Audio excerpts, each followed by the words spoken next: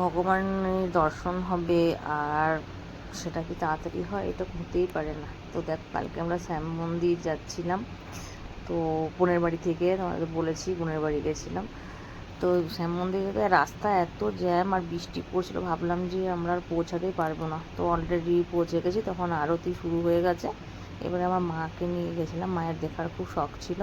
যাই হোক, তো আমি আর মা গেছিলাম, দিদি আমার মেয়েরা ভেতর ঢুকতে পারলো, মানে এত ভিড়।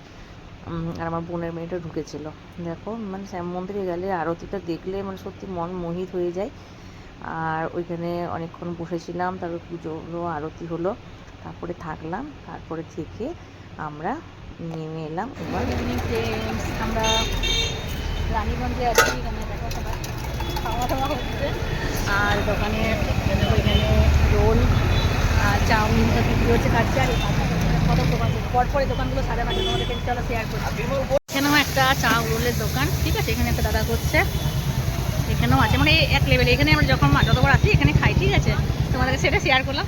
কারা খাচ্ছে, এখানে মোমো হচ্ছে, দাদা মোমো বিক্রি করে, মোমো খেলাম, আমি খাইনি, ওরা সব খেলো। আর এখানে হচ্ছে জিলিপি, জিলিপিটা দারুণ হচ্ছে। দেখো, আমি জিলিপি খেয়েছি, জিলিপিটা আমার খুব ফেভারিট।